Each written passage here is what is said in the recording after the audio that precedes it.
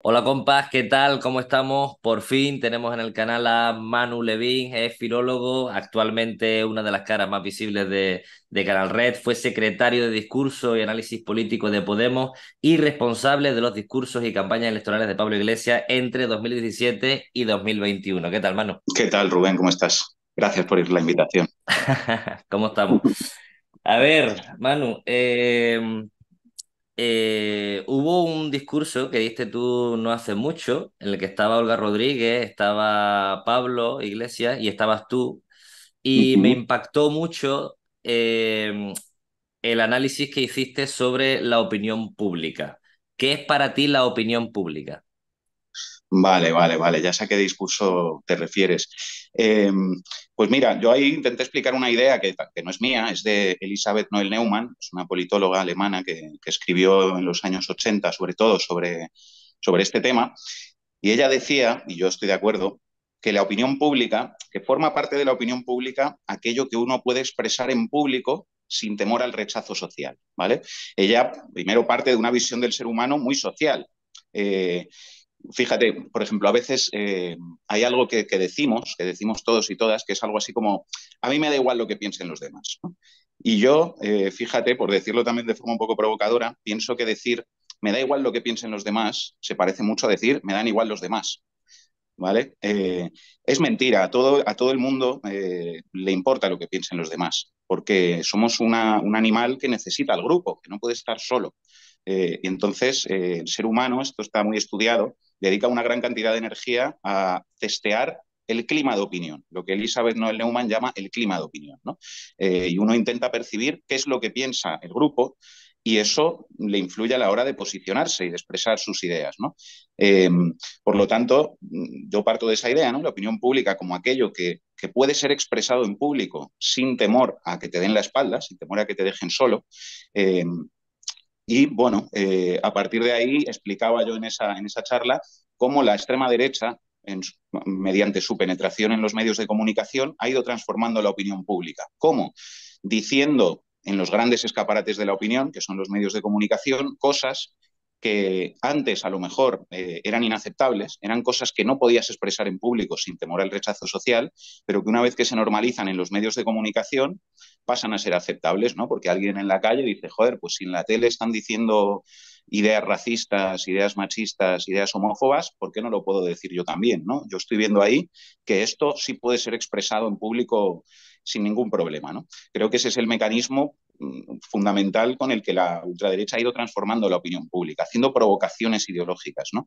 Y también por eso creo que es un problema que cuando tú tienes una derecha radical y una izquierda moderada, pues todo viaja hacia la derecha, ¿no? Es decir, si la derecha está permanentemente provocando, ¿no? Y permanentemente introduciendo sus ideas en la opinión pública y nosotros pues nos vamos moderando, eso cuando lo pones en el eje tiempo pues te lleva hacia la derecha, ¿no? De forma inevitable. Entonces, bueno, eso es uno de los problemas que creo que tenemos y que tenemos que resolver y tenemos que salir de ahí cuanto antes. Obviamente lo dices por sumar, ¿no? Lo de la izquierda moderada. Bueno, sí, lo digo por sumar y no solo, lo digo, creo que es una tendencia que va más allá de España también, que es una tendencia que está en toda Europa, donde, bueno, pues a la izquierda de alguna manera nos han metido en una posición muy conservadora y muy pro sistema. Eh, Fíjate, por ejemplo, yo sé que tú también vienes del 15M, ¿no? Yo también vengo de ahí, fui muy activo en ese movimiento y fue pues bueno, yo ya venía un poco politizado de casa, pero ahí fue donde realmente me politicé yo, ¿no? En mi experiencia.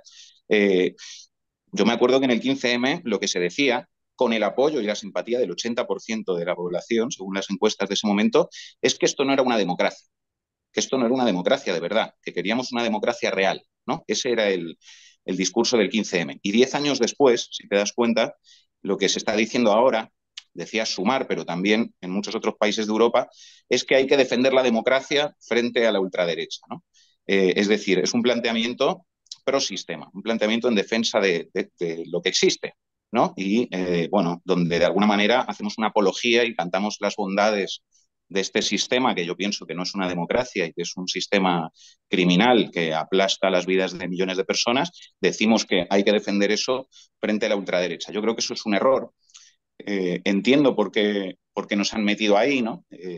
Digamos que, claro que existe la amenaza de que se reviertan pues, muchas conquistas que se han logrado durante muchas décadas en el statu quo actual.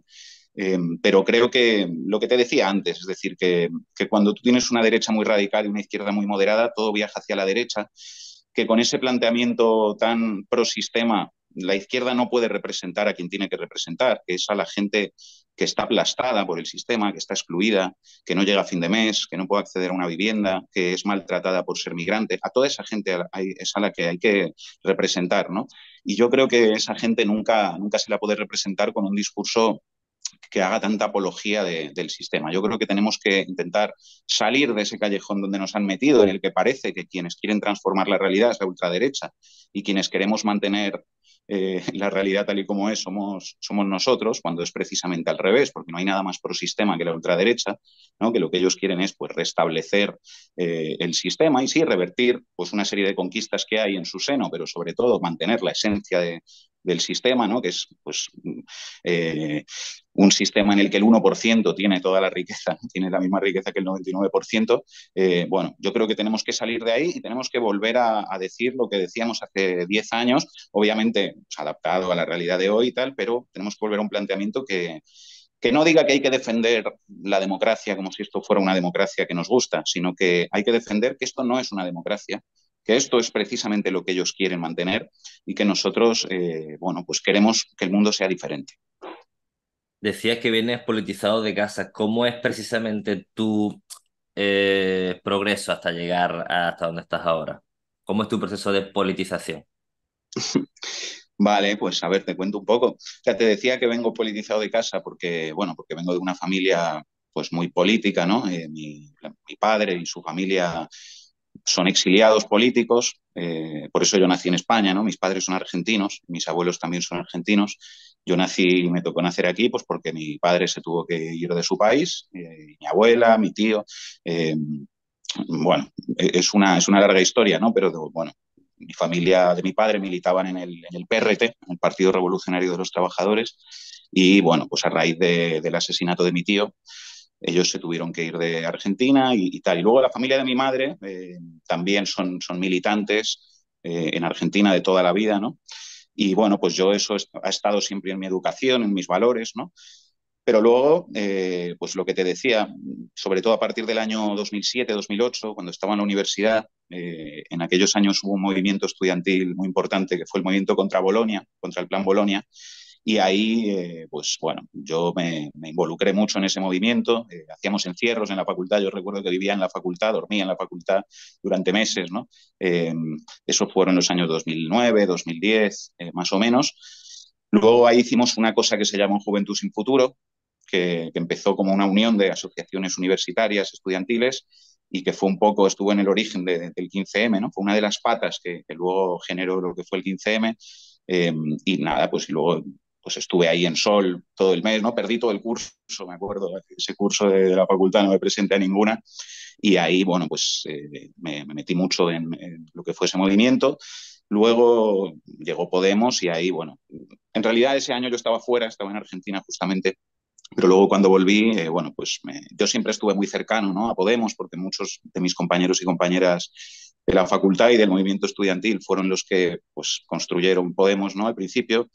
Y nada, y yo pues enseguida, en cuanto pude, me fui metiendo cada vez más hasta que, bueno, empecé a trabajar con Pablo Iglesias, con Irene Montero, haciendo discurso.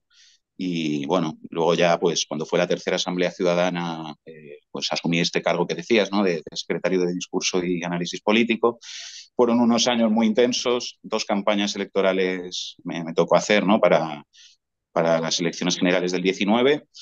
Y bueno, pues después entramos al gobierno, tocó toda la pandemia, toda esa experiencia también súper intensa. Y nada, y luego, bueno, pues entendimos que Pablo, sobre todo, ¿no? Y bueno, y la gente que estábamos con él, que nuestra trayectoria en la política, en la primera línea de la política institucional, pues se había terminado, ¿no? Bueno, Pablo tampoco se iba a presentar a otras elecciones generales como candidato y entendíamos que había que hacer un relevo en ese liderazgo y que nuestro papel tenía que ser otro, que es pues lo que estamos haciendo, ¿no? Intentar dar la batalla en el terreno mediático, pues porque nos parece que ahí es donde nos están goleando, ¿sabes? Que no es el único terreno, obviamente, pero es uno muy importante donde, pues, yo lo pienso a veces como un partido de fútbol en el que nos están metiendo goles desde el centro del campo, ¿sabes? Porque no estamos compareciendo. Entonces, hay que estar ahí, hay que construir más poder mediático para la izquierda y para quienes queremos un cambio social y hay que dar esa batalla cultural e ideológica, porque si no, pues no, nos arrasan, ¿no? ¿Tú qué opinas cuando te dice, oye Manu, quizás lo que deberíamos hacer es un poco de autocrítica? Ya. A ver, no quiero yo decir como que está mal hacer autocrítica y analizar los errores que uno comete, ¿no? Que obviamente que siempre se cometen.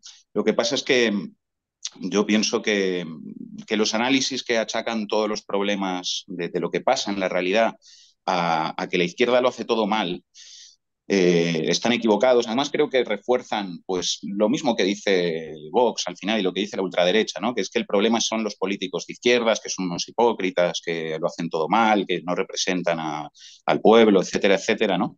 Yo creo que no hay que reforzar eso. Creo que, bueno, en el caso de Podemos, con todos sus errores y aciertos, es el partido político de la izquierda que en España ha conseguido los mejores resultados en 90 años, ¿no? Y eso es un dato, digamos, eso no es mi opinión. Entonces creo que eso hay que valorarlo, creo que hay que incorporarlo en los análisis que se hacen, ¿no? Y que hay que respetarse un poco más a nosotros mismos. Yo pienso que nosotros somos los únicos al final que hacemos esta cosa de refundarnos cada año, cada 2 años, de cambiarnos el nombre, parece que tenemos que salir a decir, a darnos latigazos, ¿no? Y a decir que lo hacemos todo mal, que sería un poco como decir, el otro día ponía este símil, ¿no? Que los desahucios son culpa de la paz, ¿no? De las únicas personas que ponen la cara y que luchan para intentar evitar eso, ¿no? Pues es un poco lo mismo, es decir que, claro, Vox avanza por culpa de la izquierda, la sociedad va mal por culpa de la izquierda, los problemas que hay son culpa de que la izquierda lo hace mal. Yo creo que eso, bueno, está equivocado y que cuando uno es derrotado es porque hay un poder más fuerte enfrente que te derrota, ¿no? Que es más fuerte que tú. Y yo creo que ahí está la clave, ¿no? Y yo siempre hablo de los medios de comunicación, por eso es lo que te decía antes. Es decir, yo pienso eh, que gran parte de lo que ha sucedido en estos años, del desgaste que hemos sufrido, de que habrá mucha gente pues no le acabará de gustar todo eso, tiene que ver pues con que todo lo que se ha podido escuchar y todo lo que se dice en España está controlado por dos grandes empresas que siempre van a defender los intereses de nuestros adversarios, ¿no? Y eso tiene un efecto muy poderoso. Yo no estoy de acuerdo con quienes dicen, no, a mí yo soy un libre pensador, a mí lo que digan en la tele no me afecta, ¿no? Yo creo que eso es ser un flipado, ¿no? Ser un narcisista. Es como, claro que sí, claro que a todos y a todas nos afecta pues lo que escuchamos, porque al final todos pensamos a partir de eso, pensamos a partir de lo que escuchamos, de lo que dicen desde que nacemos, ¿no? Pues primero nuestra familia, después con nuestros profesores, en los libros que leemos, las series, las películas, y después cuando somos más mayores, pues lo que recibimos a través de los medios de comunicación y de las redes sociales, pero también lo que dicen los medios permea y cala en las redes sociales también, ¿no? Cuando uno entra en Twitter, pues, ve que muchos de los trending topics son cosas que ha pasado en la tele, ¿no? Y que acaban ahí. Entonces, mi análisis va más por ahí. Creo que, bueno, que nos han reventado, ¿no? Que nos han hecho daño, que nos han machacado durante muchos años y que eso ha tenido un efecto mucho mayor que los propios errores que se hayan podido cometer, porque al final, joder, o sea, Podemos nunca tampoco ha cambiado su programa, ha cambiado sus ideas, sus planteamientos, ¿no? Siempre ha defendido básicamente lo mismo. Luego puedes pensar, pues sí, que ha habido errores, aquí se ha dicho esto mal, o aquí se podría haber dicho mejor, o lo que sea, ¿no? Y eso hay que analizarlo y tal, pero yo creo que la izquierda tiene que criticar la realidad y tiene que ser capaz de entender por qué pasa lo que pasa y no tanto esa cosa así como cristiana, ¿no? De darse latigazos como si todo fuera culpa suya, porque eso no es verdad y además lo que hace es tirar piedras contra nuestro tejado, ¿Y ¿sabes? qué le dirías? Es que siempre le buscan como los tres pies al gato, ¿no? le das esta explicación y te dice, bueno, pero bien que se aprovechaba Pablo Iglesias de la sexta y de Intereconomía para hace unos años para que, pues, para darle visibilidad a Podemos. ¿Qué le dirías a esa gente? Le diría que, bueno, no sé, muchas cosas. Sería para hablar un rato, ¿no? Pero para empezar, que Podemos no viene de ahí. Podemos viene de la calle. Podemos viene del 15M, de una movilización de millones de personas que fue lo que cambió la agenda mediática, lo que cambió la agenda política, los temas de la conversación, lo que hizo que mucha gente en España, antes te decía, ¿no? El 80% de la población, cuando le preguntaban, decía que simpatizaba con ese movimiento, con el 15M y con lo que planteaba. Y de ahí viene Podemos, de ahí viene Pablo Iglesias como líder, ¿no? De todo ese movimiento que es real, que era una cosa real, que estaba en la sociedad, no es una creación de los medios de comunicación. ¿Vale? Otra cosa es que, claro, cuando eso estaba sucediendo, ¿no? Era un hecho que no se podía obviar y, bueno, y existía pues una gran demanda en ese momento por parte de la población de información política, de tertulias y tal. Yo antes trabajaba en la tele y yo me acuerdo que antes del 15M prácticamente no había programas políticos en la tele. Y en las tertulias de la mañana, Ana Rosa, Susana Griso, no sé qué, no se hablaba de política, se hablaba de otras cosas. Hubo un momento en el que pues, las empresas de comunicación, porque al final son empresas que buscan audiencias y buscan el negocio, pues se dieron cuenta de que había mucha gente, mucha audiencia que quería consumir esos contenidos, ¿no? Entonces empezaron a organizar tertulias políticas y ahí había una persona que era Pablo Iglesias, ¿no? Que, bueno, pues que generaba mucha audiencia, que cuando iba a la tele lo petaba y entonces, pues eso, lo que te decía, ¿no? Generaba audiencia, generaba un interés y ese fue el motivo por el que él, pues, le empezaron a llamar a las tertulias y tal. Eh, Ahora bien, en el momento en el que él anunció que iba a crear un partido y que iba a presentarse a las elecciones, cambió todo. Ahí empezó pues una campaña brutal de los poderes mediáticos en España contra Podemos y contra la democracia al final, ¿no? Porque lo que se supone es, bueno, intentar amañar unas elecciones. Hostia, en España ha pasado que en la tele han sacado unos papeles en una campaña electoral que decían que Maduro te había pagado pasta en un paraíso fiscal a Pablo Iglesias. Eso se ha hecho en una campaña electoral.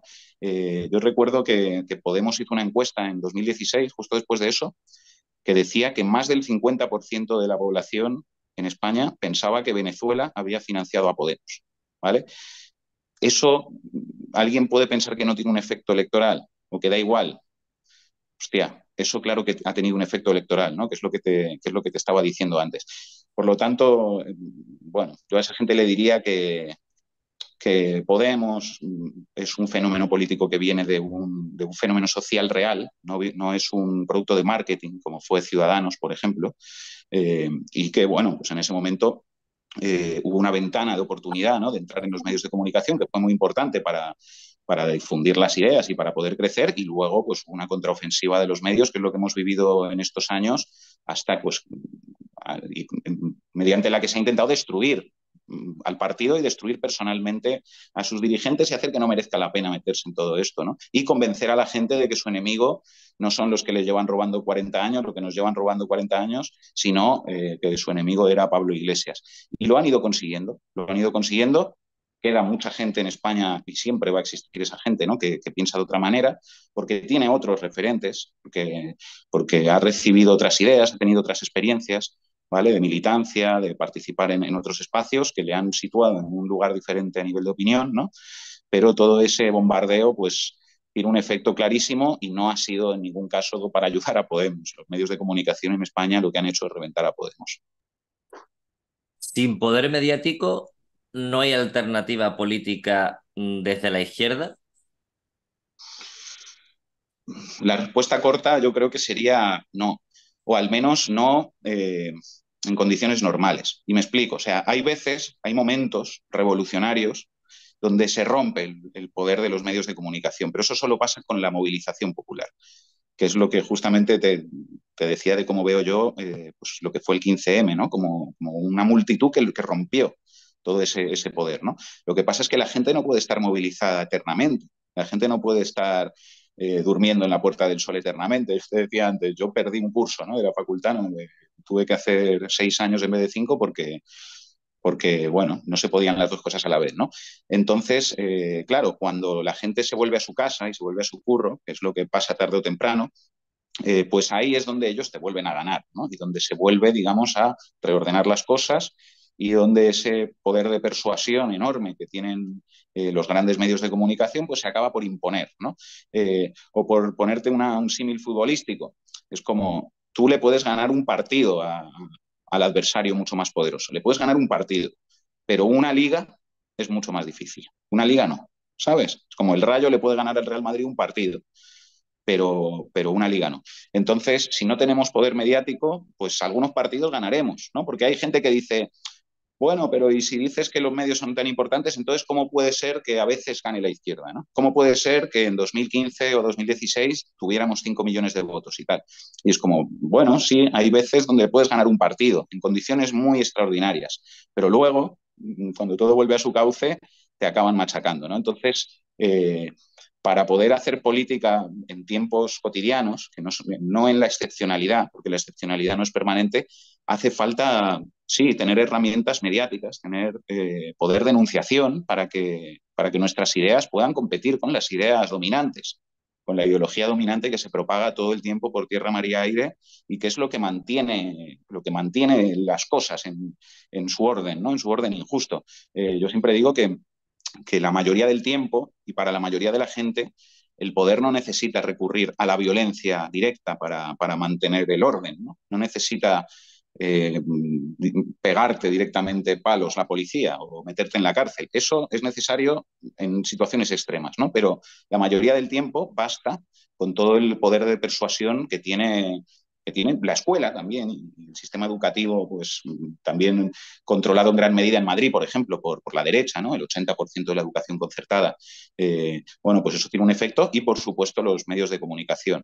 Por lo tanto, yo pienso que sí, que el terreno mediático es fundamental, que tenemos que dar esa pelea, que es el terreno donde no tenemos nada, ¿vale? Porque, bueno, ahora está Canal Red, que algo es, todavía es algo muy modesto, pero que por lo menos es mucho más de lo que teníamos hace algunos meses. Eh, pero que ahí no tenemos nada, ¿no? Porque en el resto de terrenos, mal que bien, con todos sus límites, pues tenemos cosas, tenemos partidos políticos, tenemos sindicatos, tenemos centros sociales, pero no tenemos ningún gran medio de comunicación. Y pienso que mientras eso sea así, mientras los adversarios de la mayoría controlen todas las teles y la mayoría de los periódicos y la mayoría de todo lo que se escucha, pues lo vamos a tener muy difícil y no nos puede sorprender, pues que, por ejemplo, ahora, ¿no? Que este gobierno, con todos sus límites y que tampoco ha hecho aquí una revolución, ¿no? No seré yo el que diga eso, pero, hostia, el menor paro en 20 años, los salarios han subido, la inflación es más baja que en toda Europa, ¿no? Y a pesar de todo eso, ¿de qué se habla en una campaña electoral? De ETA, que no existe hace 10 años, de la ocupación, que es un problema ficticio que se han inventado, ¿no? Y eso es lo que está marcando la política, ¿no? ¿Y eso por qué viene? Pues porque hay unos señores muy ricos que dominan todas las teles y que son capaces de determinar de lo que se habla y de influir muchísimo en lo que vota la gente. Yo pienso que se gobierna con la televisión, ¿sabes? Mucho más que con otros instrumentos. Con la televisión es cómo se gobierna y cómo se mantiene el orden. No me refiero tanto al gobierno, a los ministros, sino al poder real, a quienes realmente gobiernan, ¿no? A los poderes fácticos. Gobiernan sobre todo con los medios de comunicación. Me preguntaba cuándo Canal Red iba a dar un salto, digamos, a una escala mayor que la viéramos en televisión, en la TDT, con una cadena un poquito más, pues, más visible, que la gente lo tuviera mucho más accesible. ¿Qué le Claro. dirías a esta gente? Pues ojalá pueda ser pronto. A ver, ya estamos en la TDT, pero solo en Madrid de momento, porque, bueno, sucedió que estos de 7NN, los de Marcos de Quinto y la Fundación Franco y tal, se arruinaron. Y, bueno, pues hubo una oportunidad de hacernos con esa licencia. Pero sí, nuestro objetivo sería pues crecer todo lo posible y llegar a ser un medio que pueda competir con los grandes medios de tú a tú, ¿no? Lo que pasa es que ahí es lo de siempre, todo es dinero, ¿no? Todo es dinero y todo es trabajo. Entonces, esa es la clave. Lo que necesitamos es que, bueno, que haya más gente que entienda, como nosotros entendemos, que esto es muy importante, que no es lo único, que hay muchas otras cosas más que hay que hacer, pero una de ellas es construir medios de comunicación diferentes a los que dominan todo y entonces, bueno, pues que hay que tener más recursos, tener más ingresos, más gente que se suscriba y de esa manera, poco a poco, espero que más rápido que lento, ¿no? Pero podremos ir creciendo y compitiendo ahí. De todas maneras, yo también pienso que la televisión convencional pues va a ir decayendo, ¿vale? Esa es la tendencia, aunque creo que sigue siendo determinante y que las elecciones se siguen ganando en la tele, se siguen definiendo ahí, pero las redes sociales, bueno, pues van ganando espacio y el proyecto que tenemos ahora mismo, pues de ser sobre todo una tele por internet y tal, yo creo que también es interesante, ¿no? Que hay que aspirar también a estar en la tele convencional y que ojalá que muy pronto podamos estar ahí. Para eso necesitamos como mucha más gente que se suscriba, pero que tampoco hay que a lo mejor obsesionarse con eso. O sea, que hay que, bueno, intentar crecer también en Internet y quién sabe, a lo mejor dentro de unos años los que tienen que venir a competir con nosotros a Internet son los medios convencionales. Y las generaciones, pues bueno, más los chavales que se informan en TikTok y que tengo la sensación de que sí le está llegando ese mensaje reaccionario, ¿a qué crees que se debe? O sea, ¿dónde se crea ese mensaje reaccionario? Claro, a ver, es que yo ahí pienso, es un poco lo mismo de antes, ¿no? Creo que la derecha sí que tiene muy claro que la batalla cultural y que la batalla de la comunicación es fundamental y por eso quieren tener todos los medios de comunicación y por eso también quieren controlar la educación, ¿no? Ellos lo tienen clarísimo, por eso también pues han trabajado mucho el tema de la comunicación digital, de los youtubers, de los tiktokers, fachas, ¿no? Joder, bueno, tú eres de los poquitos que por suerte estás ahí compitiendo contra toda esta gente, ¿no? De que un tío blanco hetero, de que si Roma Gallardo, de que si tal. Bueno, que hay muchos chavales y chavalas súper jóvenes que consumen eso, que les siguen y que eso está haciendo mucho daño. Sí, y ahí, por eso te digo, o sea, que no solo es la tele convencional, también es pues todo ese terreno digital donde también nos están ganando, ¿no? Pienso. En los últimos años, porque antes no era tan así, pero en los últimos años esta gente se han puesto las pilas en eso y bueno, pues han dedicado muchos recursos y mucha energía a la comunicación y a construir referentes para la gente joven, influencers y tal, y hay que dar esa batalla. Es muy importante que haya otras voces distintas que pueda escuchar la gente joven, que no les están diciendo que su enemigo es pues el vecino que está más jodido que ellos, ¿no? Que su enemigo es el migrante que le tienen que tener miedo porque como si fuera una amenaza, o que su enemigo es la persona pobre que recibe una ayuda. Esto es lo que el discurso, ¿no? Que está calando pues gracias a todo, por culpa de todos estas voces, ¿no? Reaccionarias que se han hecho fuertes ahí en ese espacio. Entonces, joder, lo que haces tú y lo que hacéis pues alguna gente que dais esa pelea, yo creo que es fundamental, que es tan importante como el que va a una tertulia de una tele o como cualquier otra cosa, ¿no? En ese espacio. Se cumple un año del Ferreras Gate. Justo hoy tenemos un debate cara a cara entre los dos representantes del bipartidismo. Yo recuerdo cuando salió el Ferreras Gate, tenía la esperanza de que la izquierda en todos los niveles se uniera pues en ese escándalo que supuso lo de los audios con Villarejo, ¿no? Sin embargo, tengo la sensación de que eso generó dentro de estos creadores de opinión, como Ana Rosa, etcétera, como una especie de unión entre ellos, creó como un bloque sólido con el que venga por nosotros lo vamos a machacar, ¿no? Total. Ha sido así. Pues ha sido muy así, sí, ha sido muy así dentro del periodismo, desde luego, ¿no?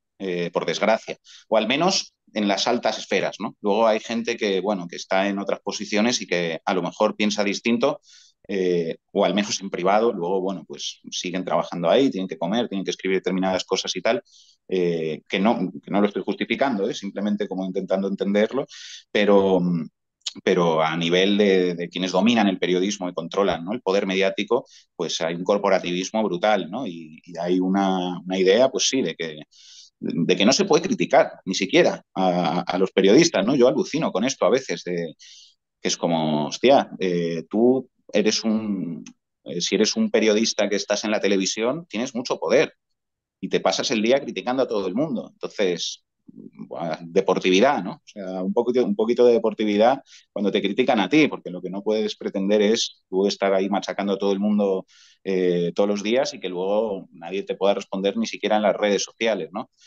Por ejemplo, pues se me ocurre una persona que está ahí mucho, ¿no? Que dijo que había que arrasar con Napalm a una organización que tiene más de 3 millones de votos, que es como, tío, pues si dices eso y estás como agrediendo de esa manera a una organización que tiene el apoyo de millones de personas, pues luego no te puede sorprender porque haya gente que te critique o que te ataque y tal, que se están defendiendo al final, ¿no? Hostia, pues lo que no se puede es tener puño de hierro y mandíbula de cristal, ¿no? Si tu trabajo y lo que haces todo el rato es meterte con todo el mundo, bueno, pues a lo mejor luego alguien se mete contigo también y no pasa nada, ¿no? Forma parte de la democracia y de la política. Eh, pero bueno, volviendo un poco a lo que decías del Ferreras Gate y tal, sí, hay un cierre ahí corporativo de los grandes medios de comunicación donde parece que no puedes ni siquiera criticar o ni siquiera pues, señalar que aquí hay una mafia que ha mentido al país en campañas electorales y que ha intentado mañar las elecciones una y otra vez. Eh, y como si eso no se pudiera denunciar y no se pudiera intentar transformar, ¿no? Hay que intentar transformarlo.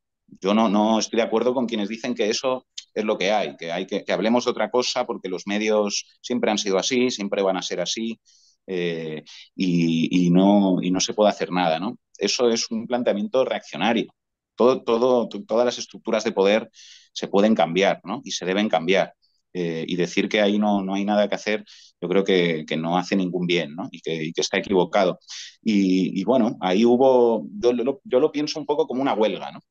Lo que se intentó hacer después de que saltara el Ferreras Gate con la Sexta, ¿no? Y con el Rojo Vivo, de decir, no hay que ir al programa de Ferreras en este momento, porque no hay que darle, no hay que ayudarle, no hay que prestarle una muleta cuando tiene esta crisis de legitimidad y de imagen, cuando todo el mundo está viendo lo que han hecho, ¿no? Pues hay que intentar que caiga, ¿no? Que caiga este tipo y que no pueda estar ahí, pues un mafioso, ¿no? Que ha mentido a sabiendas presentando una de las tertulias más importantes del país. Y pienso que ahí hubo gente, bueno, pues que no estuvo dispuesta, por desgracia, a hacer esa huelga, ¿no? O sea, que fue un poquillo esquirolillos, ¿vale? Y que sí que estuvieron dispuestos a ir ahí y creo que eso pues fue un error. Ojo, yo no estoy diciendo que no haya que ir nunca, que no haya que ir a la televisión. Hay que ir porque, bueno, pues nuestra voz se tiene que escuchar, pienso, en todos los lugares posibles, ¿no? Pero por eso lo pienso como una huelga, ¿no? Cuando uno hace una huelga, la finalidad no es no volver a trabajar nunca más, es intentar generar un cambio en ese lugar, ¿no? Generar un cambio. Tú sabes que al final vas a volver a currar, pero estás haciendo una huelga durante un tiempo para que cambien algunas cosas en ese terreno laboral, ¿no? Pues esto era lo mismo, era intentar generar un cambio, si empujábamos todos juntos en el terreno mediático, no con un planteamiento de nunca hay que ir a los medios, no, con un planteamiento de decir, si hacemos esto ahora, hay cosas que pueden cambiar. Y bueno, pienso que hubo gente que sí que fue valiente y que es valiente y que está dispuesta a eso, y otra gente que no, que bueno, entiendo por qué lo hacen, ¿no? Pero pienso que al final lo que estamos haciendo con eso es reforzar y de hacer la respiración asistida pues a uno de los peores enemigos del cambio social, de la mayoría social, y que eso luego pues a lo mejor nos arrepentimos. Bueno, Manu, nos quedamos sin tiempo, tío. Nos hemos comido la media hora No súper jodas, rápido. que me enrollo mucho, Eh, me tengo que cortar. no. Yo me pasaría, bueno, esta charla es para tenerla largo y tendido, pero muchísimas gracias por venir al canal. Espero que venga más de una vez, por favor, y que sigamos con esta crítica con el poder mediático, porque a mí que me critican mucho, ¿no? Me dicen lo de, tío, insistes mucho con lo del poder mediático, con Ana Rosa, con tal, digo, pero ya, es que esos son los verdaderos creadores de opinión y al final son los que delimitan los marcos en los que se van a establecer las elecciones. Totalmente, yo ahí, si te parece, o sea, por terminar con eso, o sea, a mí a veces también me dicen, ¿no? Como que todo esto a veces da la sensación de que no se puede hacer nada contra eso, ¿no? De que, bueno, pues si tienen tanto poder los medios, entonces no hay nada que hacer porque al final ellos controlan la opinión pública y tal. A mí me gustaría que esa no sea la conclusión. Es decir, yo, al menos mi intención al poner todo esto sobre la mesa es no es que no se pueda hacer nada, al contrario, es que hay que hacer muchas cosas en ese terreno, es que hay que currárselo ahí, ¿no? Hay que apoyar a medios como Canal Red, bueno, y como muchos otros, como El Salto, como Contexto, como muchos otros, ¿no? Hay que apoyar a gente como tú y como Julián Macías, como muchas otras personas también que estáis en la comunicación digital, y hay que dar esa pelea. La conclusión no es, pues entonces no hay nada que hacer, no, la conclusión es que hay que ir ahí a jugar ese partido. Hay que ir ahí a jugar ese partido porque si no, bueno, pues lo vamos a tener muy difícil, pero si lo damos, pues las cosas se pueden cambiar. Claro que se pueden cambiar. Claro que sí, optimismo. Así Bueno, es. Manu, muchas gracias. A ti, Rubén, un abrazo Venga, grande. hasta luego. Toda la cara sin ningún pudor. Te pone Iñaki, a ver, ¿me lo puedes leer si eres tan amable?